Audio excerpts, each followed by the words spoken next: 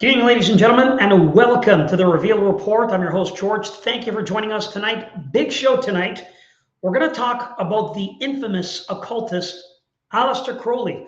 Now, I've been doing this show for 5 years here on YouTube, and we've touched on him here and there, and we do so many shows on different things, but never actually did an entire show based on such an influential individual in the world of the occult. He is something that is to be studied. We're going to get into it.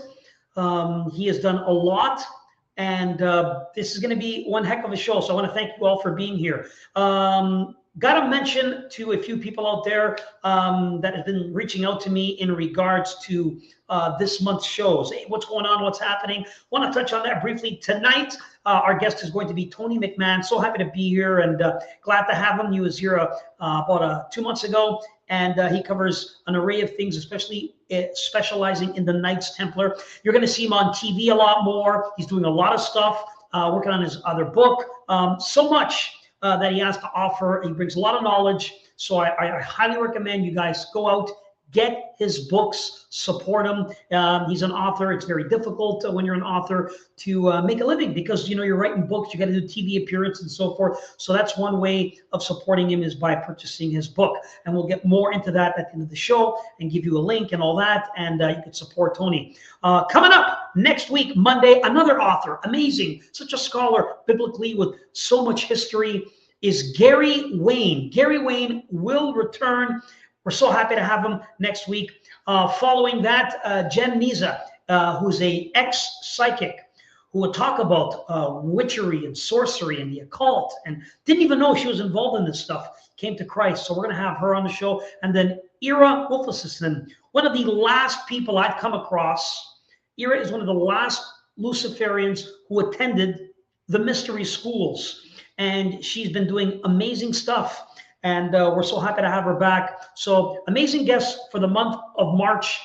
Can't wait to get into it. But let's not waste any more time. Let's get into it first with my co-host. Please welcome another author by her own right, Miss Jessie Czebotar. Jessie, how are you? Hey, doing well. We got a big show coming up. Our guest, Tony, has been waiting in the wings. I think we're going to bring him on and get right into him. Please welcome Mr. Tony McMahon. Tony, how are you, my friend? Hi, welcome from London.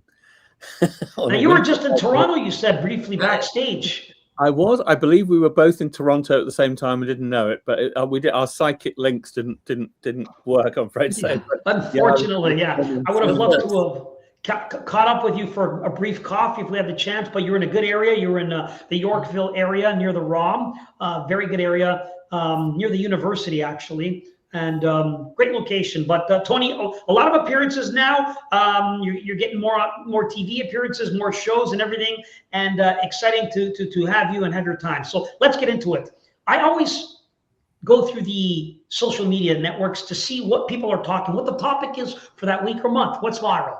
And a younger generation now is really catching on to the occult, but more to expose it and be warned about it, which is shocking. So you go on TikTok, Instagram, and you're going on YouTube, and videos are popping up about this character that I've researched for years, over 20 years.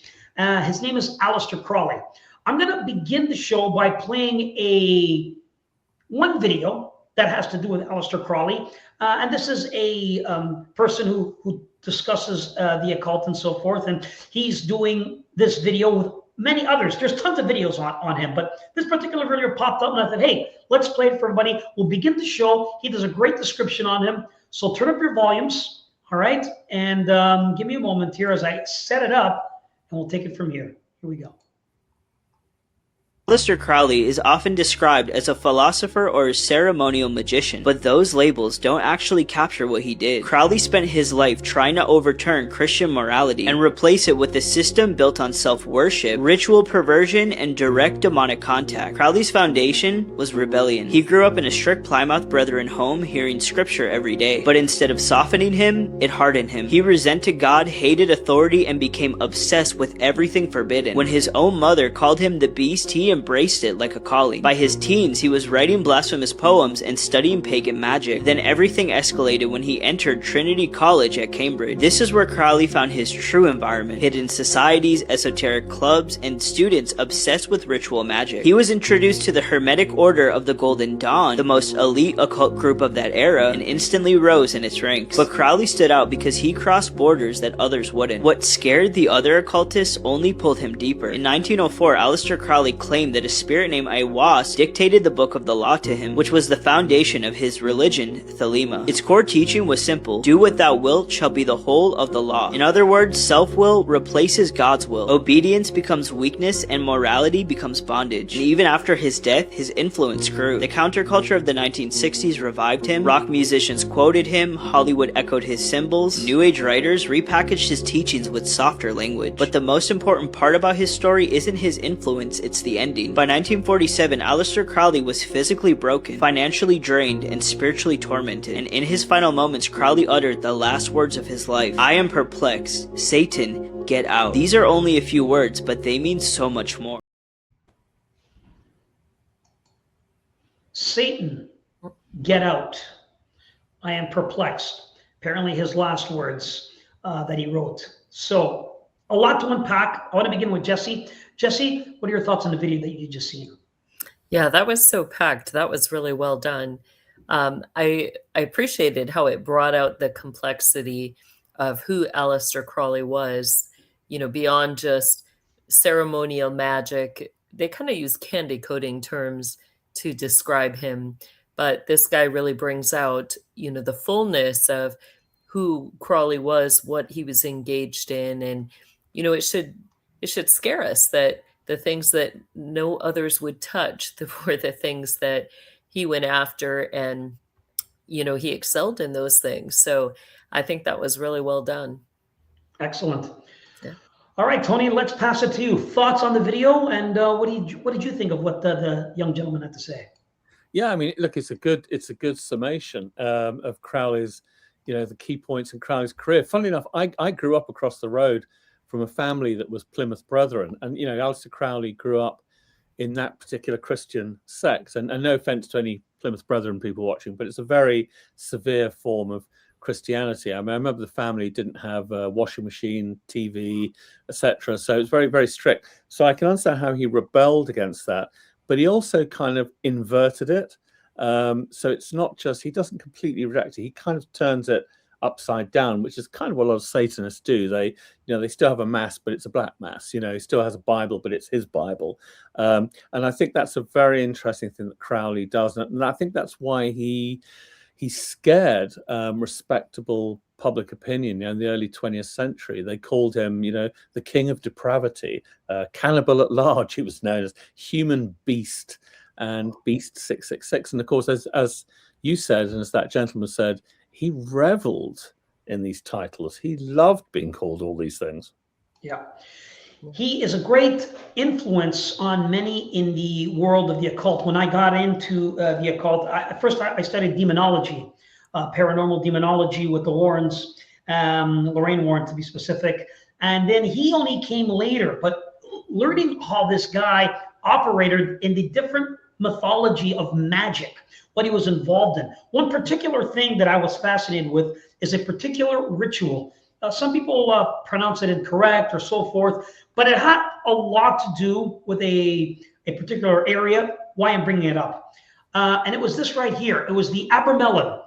This book of the Abramelin book and ritual is incredible in regards to how complicated and difficult this ritual is. You can't leave the house. You're fasting. There's only certain food you can eat.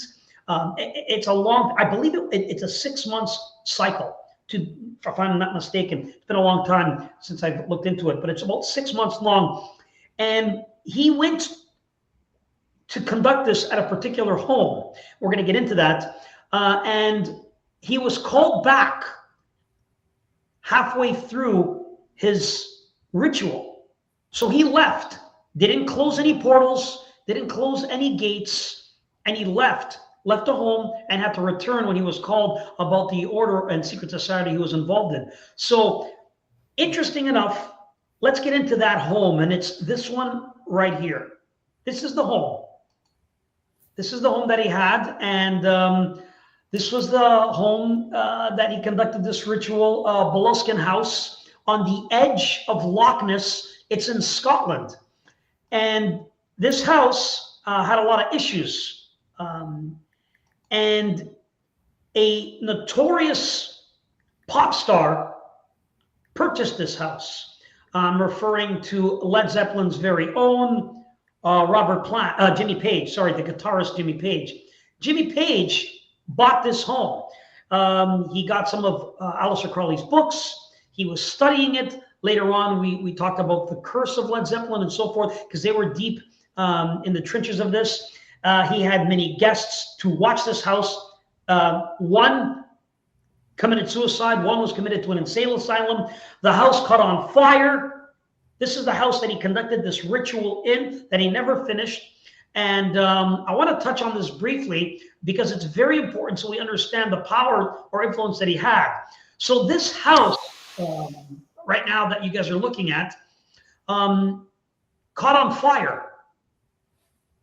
And this fire destroyed the house, most of it anyway.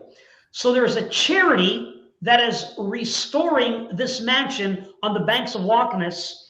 And it aims to use the project to promote some controversial doctrines of Alister Crowley. This house, the foundation BHF, is registered as a circular organization whose goal it is to rebuild and preserve this listed Highland property. It was destroyed through a fire in 2015, and all this knowledge is coming up, and they're building it for local Scottish history. However, the trustees have written an article promoting this project on the official magazine of the Order Temple Orientis, the OTO. So they spent this money to talk about this, and they said members will be able to practice sex magic in it. They confirmed that the restored building will be used to stimulate and interest Crowley's spiritual philosophy, known as Thelema. So, the house will practice magic. That's lots of, shady stuff going on there. I just put it out there. I will begin with you, Jesse. Your thoughts on them rebuilding this home to restore it, putting an ad in the OTO magazine, and talking about how they'll be able to come back and practice certain craft that he did. What are your thoughts on this? Well, sex magic is only used for one thing, and that's to open dimensional access. But it sounds like he already kind of had that going on, that he had already opened something and left it open. And I think that was why we see all the paranormal activity. What did he let in there? The other thing with that is that, within these structures and systems, whether it's the Thelemic magic or the Golden Dawn, they regularly engage in things like sexual magic. You can find that on Open Scroll Calendar / Satanic Holidays and see, when the system, which the Golden Dawn is part of that, engages in things. And you'll see terms like satanic revels, which means they're going to be engaging in sex magic with members in their circle groups. You'll also see demonic revels in there, which means that they're going to be engaging in sex with demons. And I think that's why this place is being reserved, is because they want to keep those contracts. They want to keep those alliances with whatever spirits he let in when he opened whatever he opened. Excellent. Thank you so much, Jesse. Tony, thoughts on what we just talked about, this home in Loch Ness, in Scotland, what we just said, and now they're rebuilding it. And it's interesting you mentioned it's at Boleskine, because Crowley adopted a lot of a lot of fake names, basically. And one of them was the Laird. A Laird is like a Scottish lord. The Laird of Boleskine. That was one of his identities that he used in different places. But it's interesting what you're saying there, obviously, about sex magic, because I think as well that kind of he studied the history of paganism and kind of pre-Christian religions, and the way in which sex was used in rituals, in temples, in order to communicate with the divine, something, of course, that the Christian church stamped out. And as Crowley had this hatred of puritanical Christianity, he wanted to get back to kind of the use of sex as a way of communicating with the divine. And he even had a form of kind of communion where, the host that was eaten by the congregation had been impregnated with bodily fluids. You can guess which bodily fluids were involved. And I believe in one ceremony, he even tried to create what he called a magical child using sexual magic with what he called scarlet women. Now, I don't know the exact mechanics of that, though he did write about it in a book called Moonchild. But yeah, I mean, obviously the tabloids said, "Oh, it's all orgies," but it was the use of sexual magic in these rituals as a way of breaching through, of cutting through to the mystical realm, the spiritual realm. Yeah, Very well said. can I comment on that real quick? Yes, please. Because I think there's more. Like, you get certain terms, like scarlet was something that was often used with the prostitutes. Then you get moonchild, which is a common term in the system, that they'll sacrifice the firstborn child, and the moonchild ritual is actually very graphic. We've covered that, I think, in a previous show, but you get the violent killing of the firstborn child, particularly a male. So that's interesting that that's kind of brought out in this. Yeah, it's incredible stuff. And following his career and his path and the books that he's written, I came across a lot of information. Again, studied him for many years. I know when he, during a ritual, we touched on this before. It's so incredible, though, and I want to get your thoughts both on this again, because it's so incredible. He came across a being of some sort, and whether the being was an alien, a demon, we don't know. I want to show you the drawing first, a comparison, both your comments. Here is the drawing of the being named Lamb or Lama. That's a drawing of who he spoke to, who apparently gave him the information and knowledge to write Thelema. This being, this creature, this alien, this entity is the one who gave it to him. And what I find very interesting is a comparison in pictures to a particular alien. So if you take a look, that's Alister Crowley's Lama or Lamb on one side, and that North Carolina's sketch of an actual gray alien.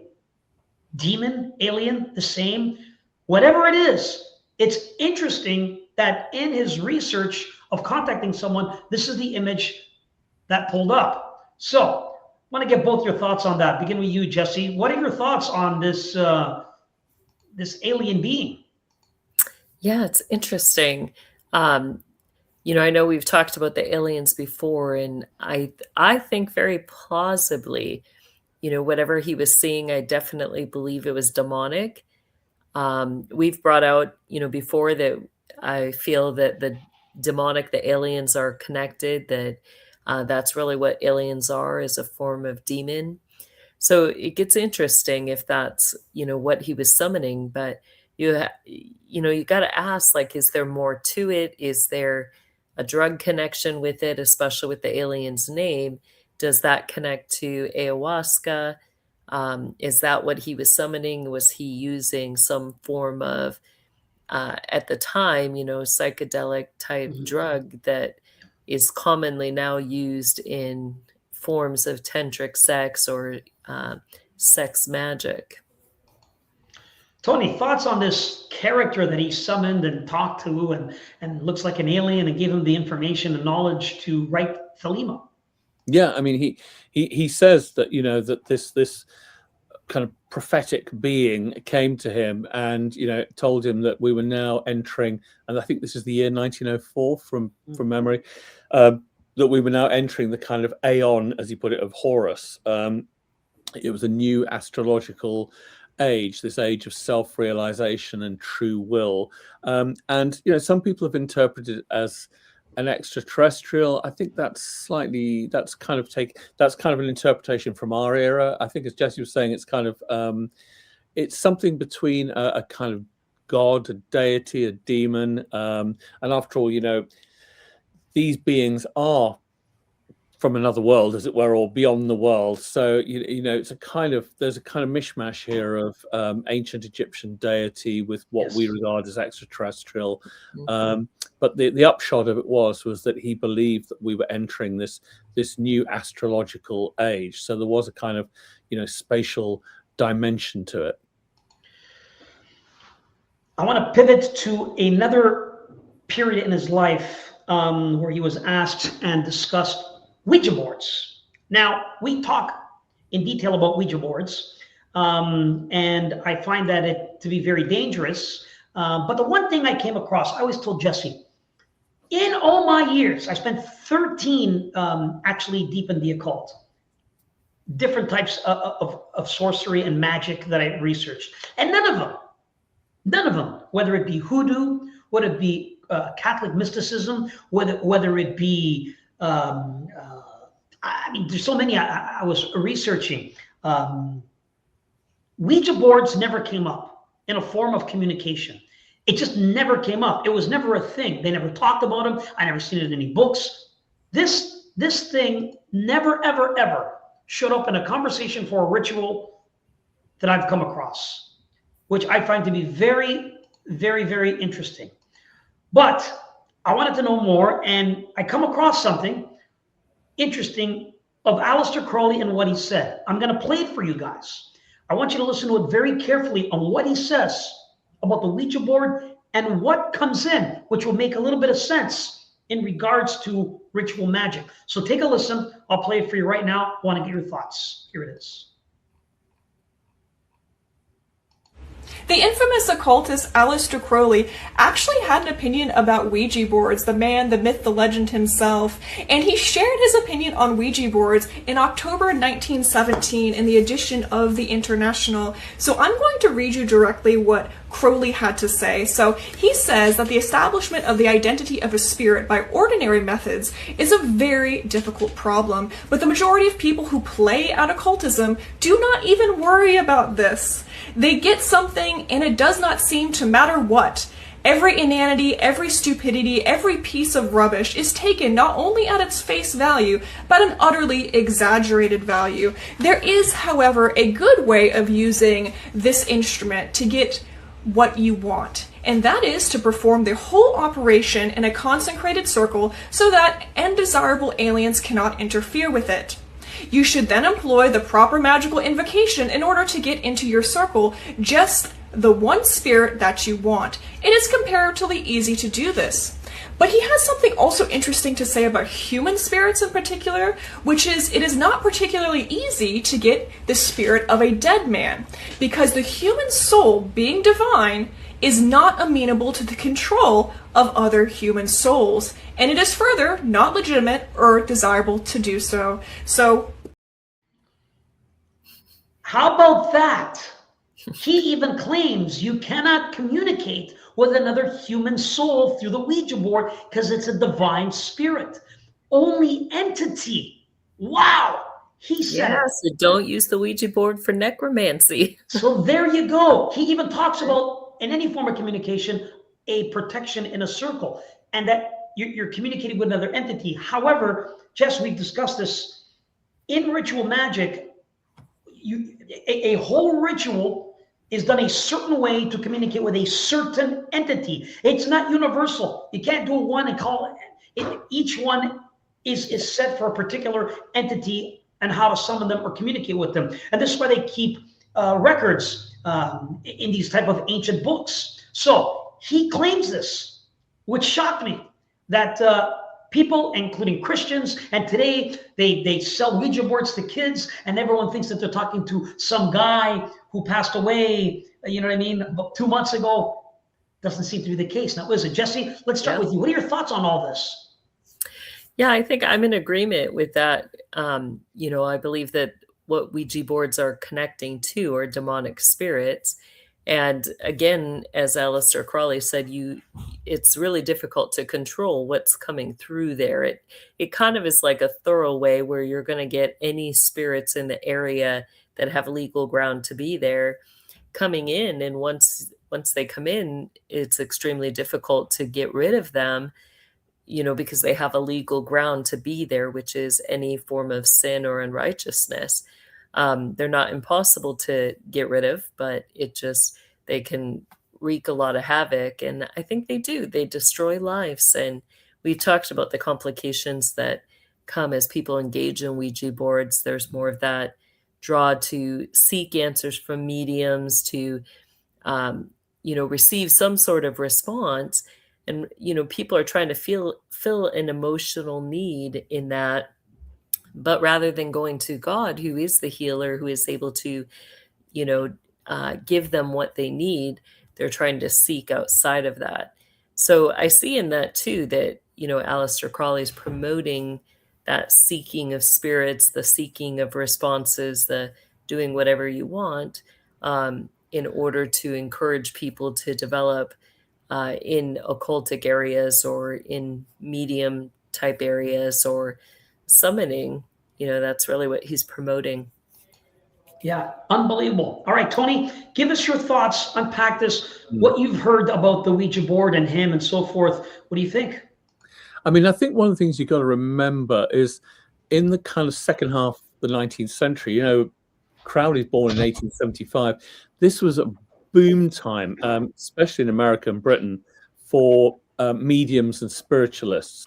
And, you know, everybody, you know, was doing, you know, linking arms around the table and getting their Ouija boards out. And there were a lot of fakes. In fact, interestingly, in London, the Magic Circle, you know, the Magic Circle magicians had an occult committee to expose magicians who were claiming that they could summon up the dead, etc. So I think what Alister Crowley is trying to say is he's really condemning. He's also condemning, I think, that the kind of you know, circus attitude, fake, you know, parlor mystics and mediums. And he's saying, look, this isn't a joke. This isn't a sort of after dinner amusement. This is something very serious that has to be done in the proper way. And of course, he's saying, you know, come to me because I'll give you the real deal, as opposed to, you know, this nonsense. I mean, interestingly, the only time I've ever seen a Ouija board in the movies was the film The Exorcist. It's quite a terrifying scene. But that said, you know, he's obviously saying, come on, don't get fooled by the you know, by the medium that you live next door to, who's got her friends around on a Sunday night. Let's do this properly.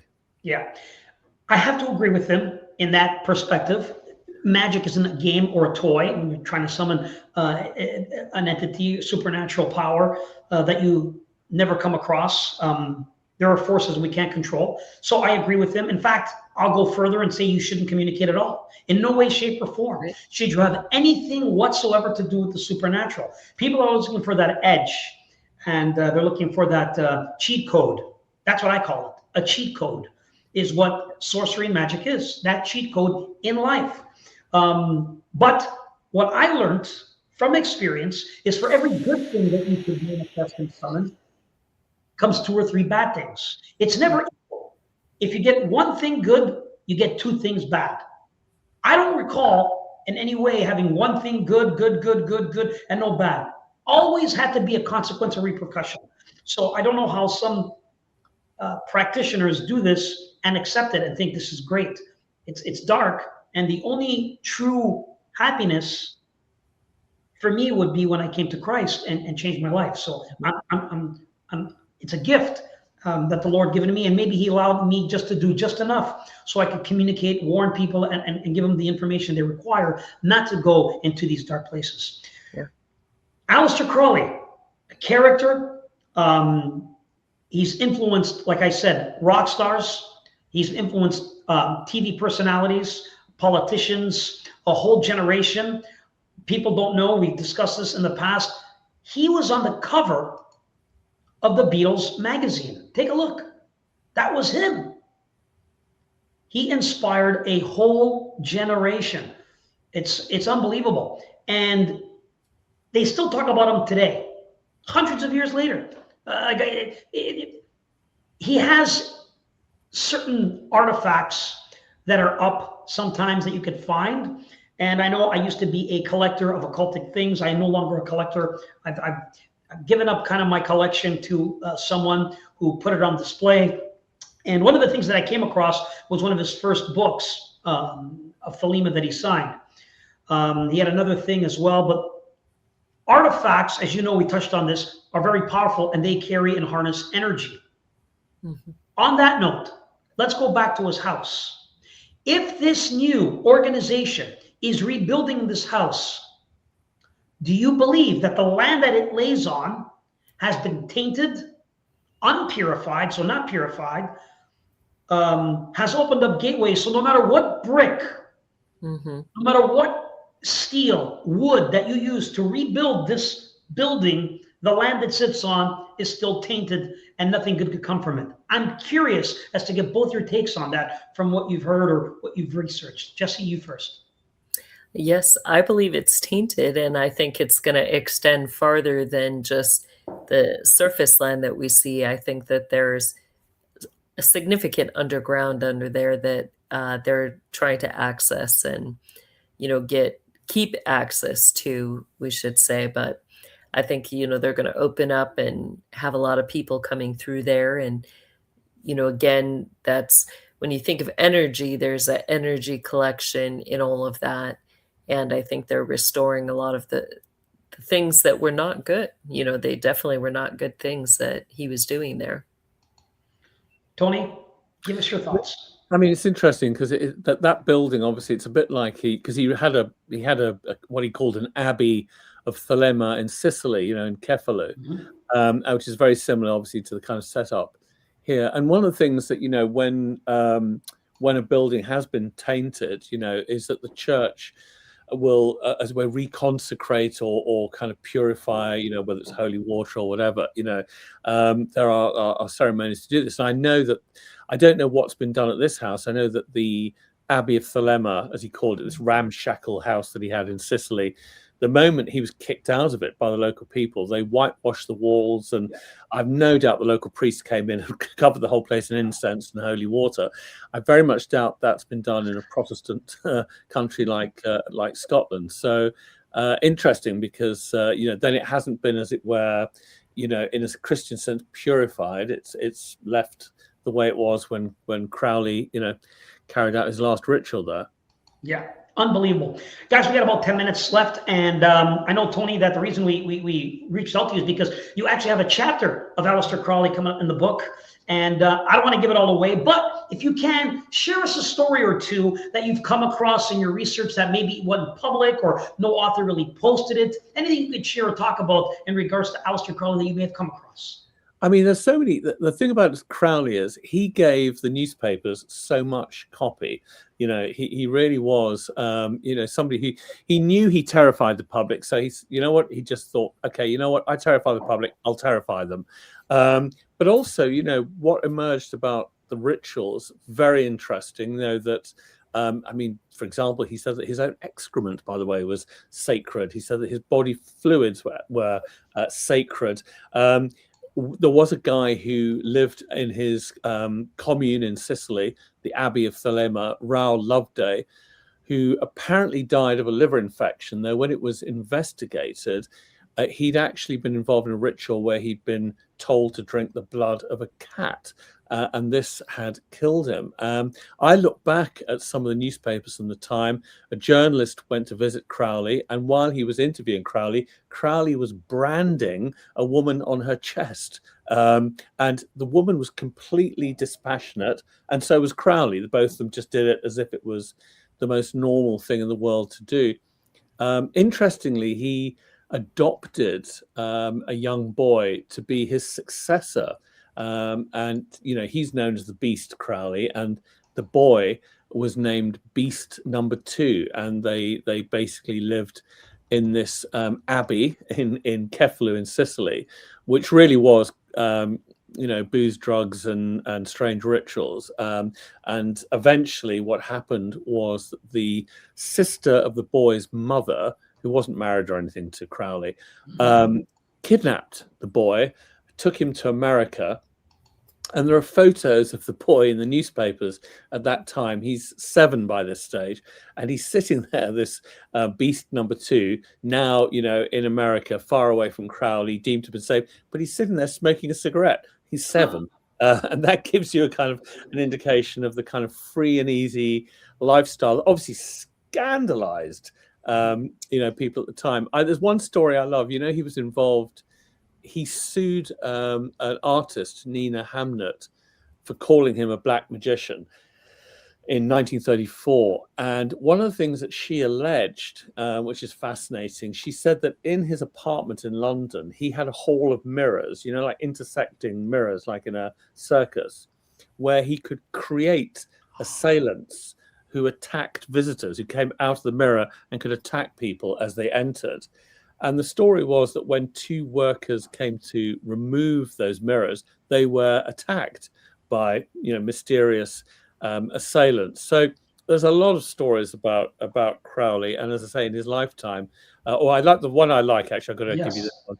He apparently he claimed himself, by the way, that he killed a cat 9 times to see if the superstition was true. So always love that story. That's very Alister Crowley.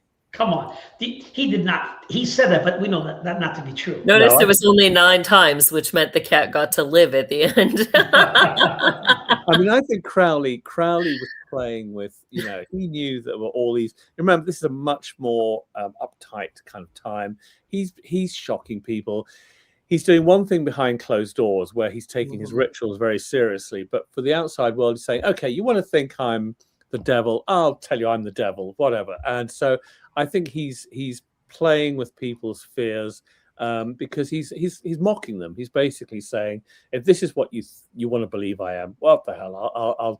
I'll give you what you want, as it were. But if any of you are, really interested in being part of, what I'm preaching, then come and join me in the abbey, as it were. Yeah. Unbelievable. Alister Crowley, ladies and gentlemen, a very interesting individual. That's all I'm going to say. There's so much we can touch on, different aspects of his life. I think we touched on some of the main things, which is important. But again, a very inspirational figure. He has many different books.